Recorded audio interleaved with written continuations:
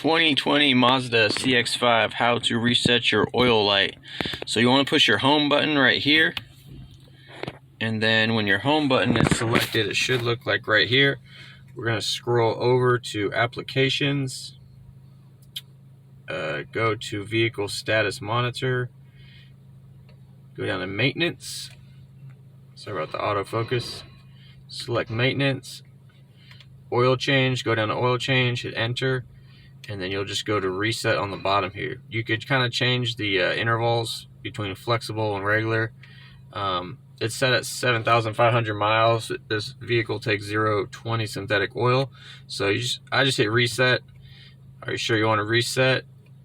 Go over to reset. Boom, done. All right, and that's how to do it. Now my oil life says 7,500. I already reset it before I made this video, but yours would probably say, like, 1,000 or whatever, and then now it should say 7,500. All right, thanks for watching.